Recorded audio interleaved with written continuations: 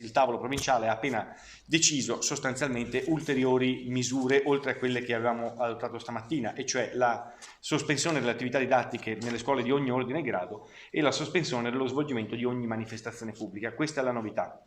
Dunque sto per firmare un'ordinanza che quindi, riassumendo, ordina di non avvicinarsi a fiumi, torrenti e corsi d'acqua, di non sostare in prossimità di frane, smottamenti, alberi. Ricordiamoci che gli alberi possono cadere con il vento e ne abbiamo avuto ampia prova purtroppo negli eventi passati, di non sostare nelle zone a rischio di allagamento come garage sotterranei, zone depresse, scantinati, eccetera.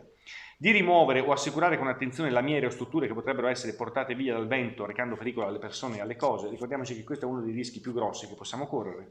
Di interdire gli accessi al fiume Piave, quindi saranno chiuse le strade di accesso al Piave.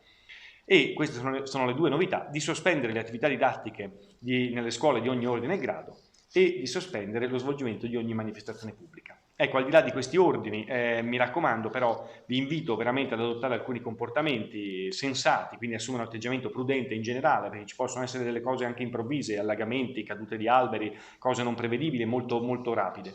Mi raccomando di non effettuare escursioni, di non andare sui sentieri, insomma non è il momento di andare a fare le passeggiate nei boschi o nei sentieri, evitiamolo. Evitiamo di recarci sottoterra, nei garage, negli scantinati, eccetera.